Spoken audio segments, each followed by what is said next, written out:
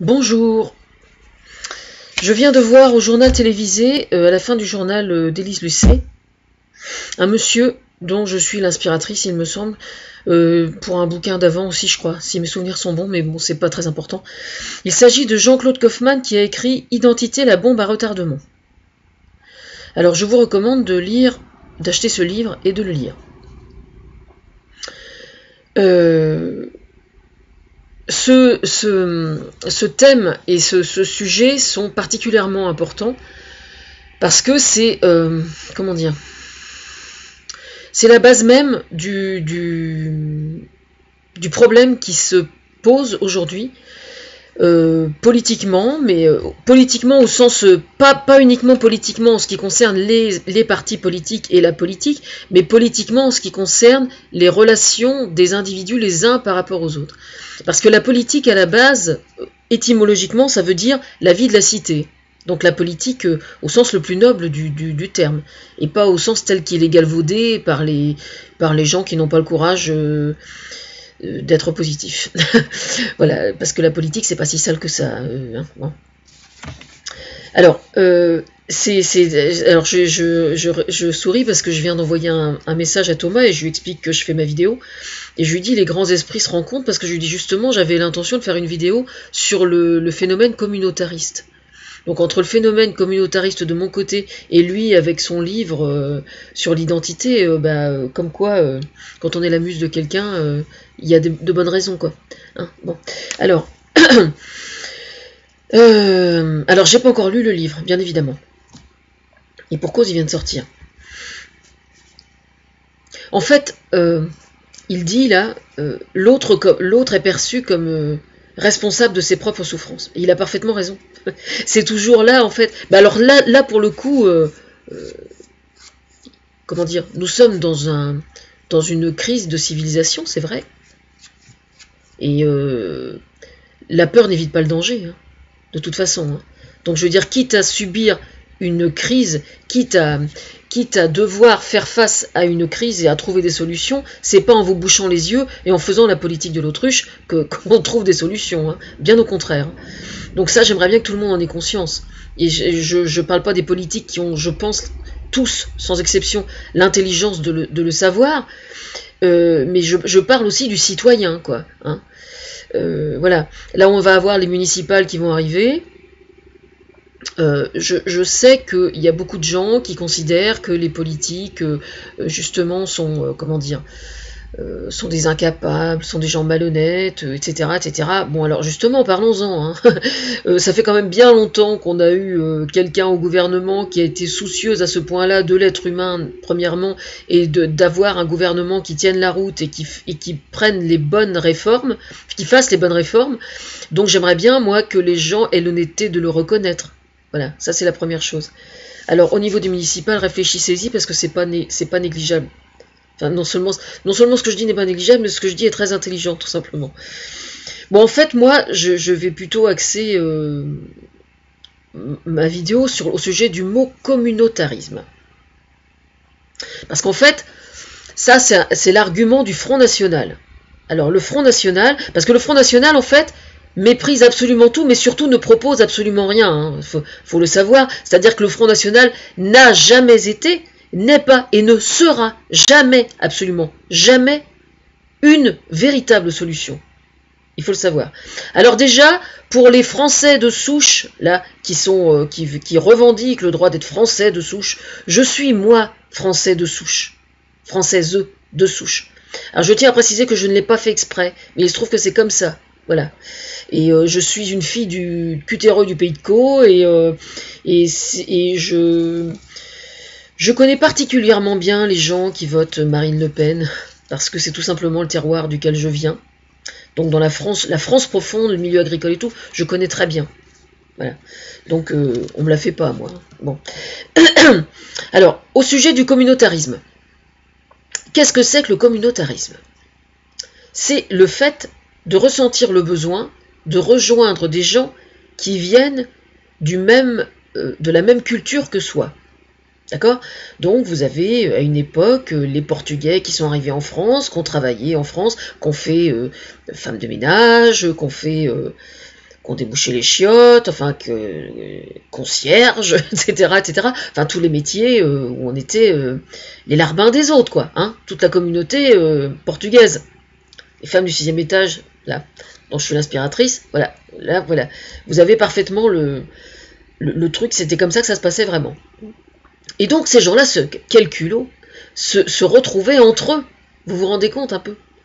Alors, les Portugais ont fait ça, les Algériens ont fait ça, c'est-à-dire que dès l'instant qu'un peuple émigre dans un pays pour avoir le culot, vous m'entendez bien, d'aller chercher du travail pour ne pas crever, quel toupet!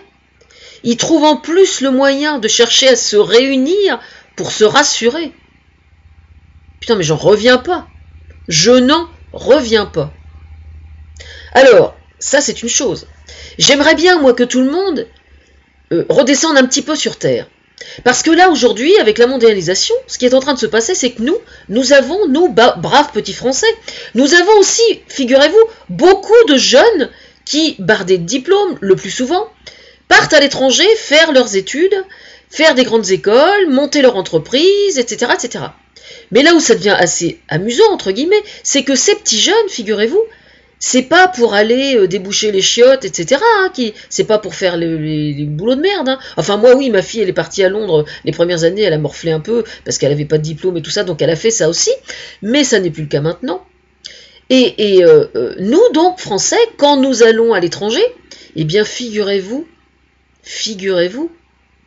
que nos chères petites têtes blondes ont elles aussi un réflexe communautaire. Vous réalisez un peu? Par exemple, le Canada, qui accueille beaucoup d'autres, eh bien les Français se réunissent là-bas. Les Français se réunissent là-bas. Et quand les Américains viennent en France et travaillent en France, qu'est-ce qu'ils font? Mine de rien, la première chose qu'ils font, c'est de retrouver les autres Américains qui sont en France. Vous entendez bien ce que je suis en train de vous dire? C'est-à-dire que le réflexe communautaire est un réflexe parfaitement humain et tout à fait normal. D'accord? Alors j'aimerais bien qu'on arrête de nous faire chier avec ça. Hein. Le communautarisme n'est pas une tare, c'est juste un réflexe de survie culturelle. D'accord? Voilà. On cherche à se réunir parmi les gens qui ont les mêmes origines, c'est une façon de se rassurer. Ça n'est pas une tare, ça n'est pas un danger non plus. D'accord? Voilà. Je dis ça à l'intention des gens qui flirtent avec le Front National ou qui militent au Front National. Moi, je suis désolée, mais si j'entre dans un quartier chinois ou quoi que ce soit à Paris, personnellement, je ne me sens, mais alors absolument pas en danger. Hein. Je veux dire, ça m'est déjà arrivé à plusieurs reprises, hein, et franchement, je vois pas où est le danger. Hein. Il y a danger si, sous prétexte du communautarisme, on cherche à perpétrer certaines traditions, certains us et coutumes qui sont en contradiction avec les valeurs républicaines. Là, oui, effectivement, dans ce cas, on doit intervenir. Je suis parfaitement d'accord sur ce point.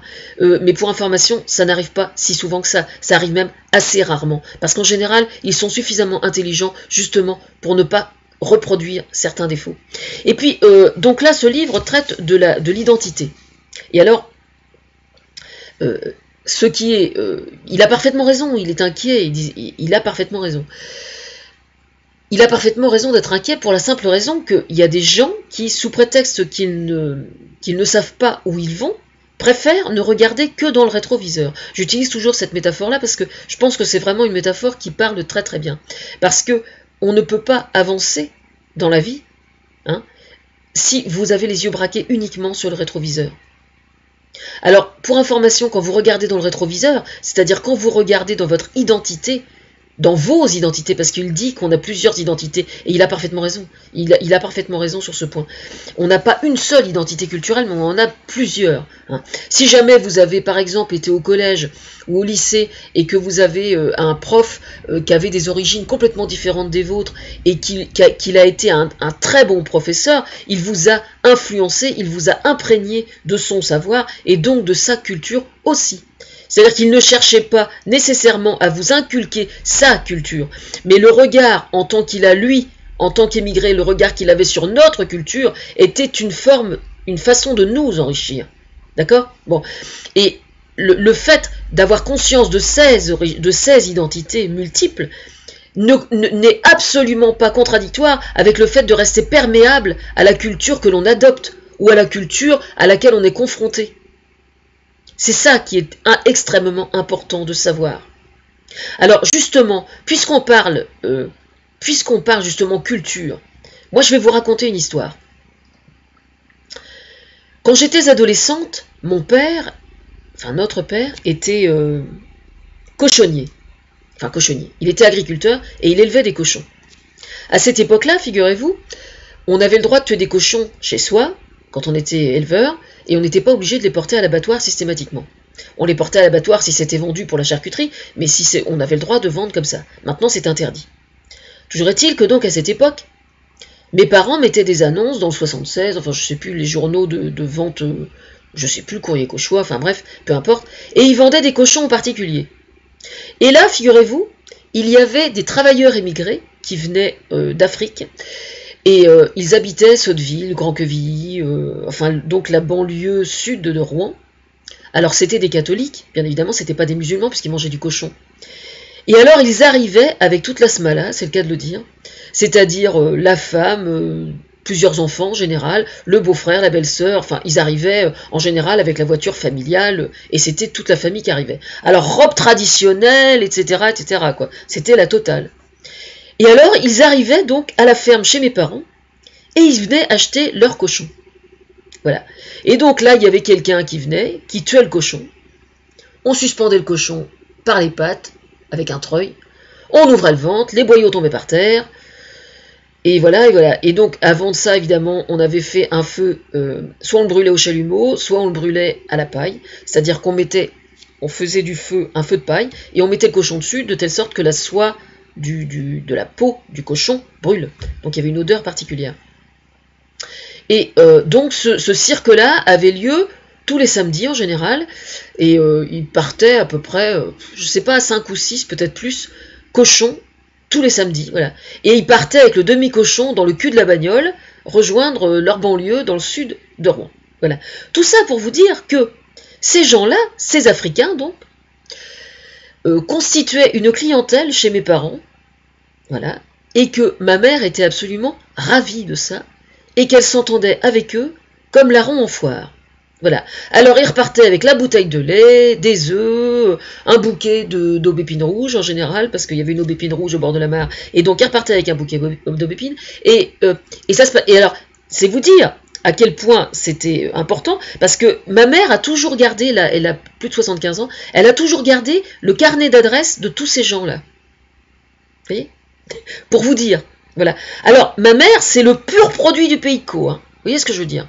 À ça, elle vote pas Le Pen. Hein. Ça risque pas. Hein. Pur produit du Pays de Caux, culture judéo-chrétienne, etc. Mais alors, plus traditionnelle, vous avez pas. Hein. Je vous jure. Hein. Même en fouillant. Hein. Même en fouillant. Hein. D'accord? Voilà. Moi, c'est ce que je voyais quand j'étais adolescente. Et alors, j'ai un truc marrant à vous raconter sur ce sujet. Parce qu'après, bon, ça s'est effiloché, ça a fini par... Avec la nouvelle législation et tout, ça pouvait plus se faire, donc ça s'est arrêté de façon progressive.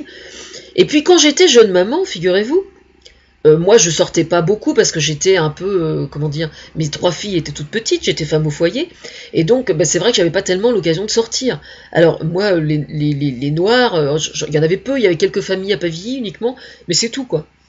Enfin bref, moi j'avais aucun problème particulier avec les Noirs ou avec qui que ce soit, mais bon. Mais il se trouve que ma fille aînée, Clémentine, avait quelques années à l'époque. Et puis, donc de façon tout à fait involontaire, c'est vrai qu'elle avait jamais vu de Noir de sa vie, quoi. Et puis un jour, j'arrive prendre un café chez ma mère, et il y avait une de ses familles qui venait acheter leur cochon. Et alors, je me souviens, il y avait donc une Noire africaine qui était avec son vêtement traditionnel, sa coiffe, etc. Puis donc sa peau noire, effectivement. Sa plus noire, on ne pouvait pas faire plus noire. Et alors Clémentine, qui était blonde, mais alors blonde platine, vraiment, quoi, elle avait quelques années, elle était devant elle, mais alors, complètement sur le cul, quoi. Elle était complètement sur le cul. Elle n'avait jamais vu quelqu'un qui avait la peau noire. Mais alors, noire, hein, bien noire, bien noire. Et ce qui était absolument extraordinaire, c'est que cette femme, tout le monde a réagi devant ça de façon tellement naturelle et spontanée que franchement, je regretterais ma vie entière de ne pas avoir eu un caméscope. ce jour-là, parce que c'était juste extraordinaire, quoi. Parce que elle voyait sa grand-mère en train de se fondre la gueule avec une bonne femme qui avait la peau toute noire et qui était habillée de façon comme elle avait jamais vu, quoi. Elle voyait les deux rigoler, elle voyait bien qu'elles se connaissaient depuis longtemps, et Clémentine découvrait qu'il existait des femmes avec la peau noire, quoi. Et alors, la femme en question a tout de suite parfaitement compris le problème, quoi. Elle regarde Clémentine, puis elle dit, bah oui, t'as vu, je suis pas habillée comme toi, et je suis pas habillée comme ta mamie. Alors, je sais plus si elle lui a donné des explications, qu'elle venait d'une autre partie du monde, je sais plus exactement. Mais toujours est-il que moi, j'avais complètement, j'avais jamais prêté attention au fait qu'effectivement mes filles avaient jamais, elles avaient pas de petits noirs à l'école, ni quoi que ce soit, donc elles avaient pas l'habitude, quoi. Et voilà, quoi. Et en fait, ben voilà comment Clémentine a appris qu'il existait des gens avec la peau noire, en fait. Et c'est vrai que moi, c'est après, une fois que je suis rentrée chez moi, je me suis dit, mais quelle intelligence, quoi. Voilà, quelle intelligence.